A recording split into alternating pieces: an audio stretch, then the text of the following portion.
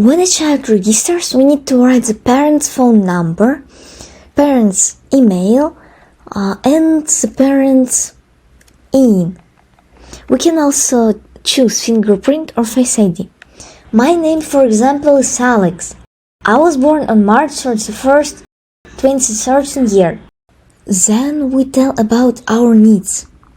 I like forests, but it's hard for me to go there. I need someone to help me. My disability stage is 2nd, for example. Right now I feel calm.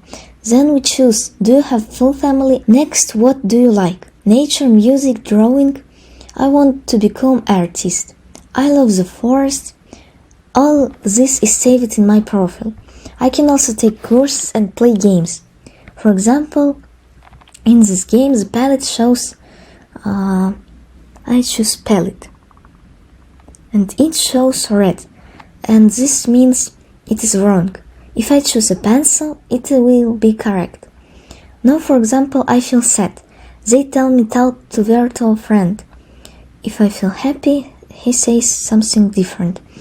Here's our virtual friend. I can write anything I want.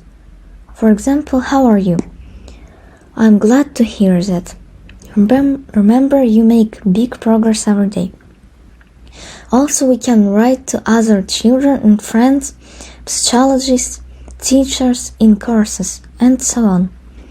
To register as a parent, you need to enter your name, phone number, email, your in, and the child's in, the child's name, and the child's age.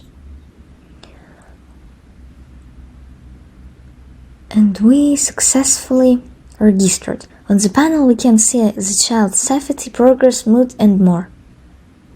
To register as an organization, we need to enter the company name, for example, Center Rainbow, the type of the center, development center, the name of organization description, bin of organization, website, email, registration certificate, and street. And after all that, we will be successfully registered. Here we can see all meetings with children and lessons.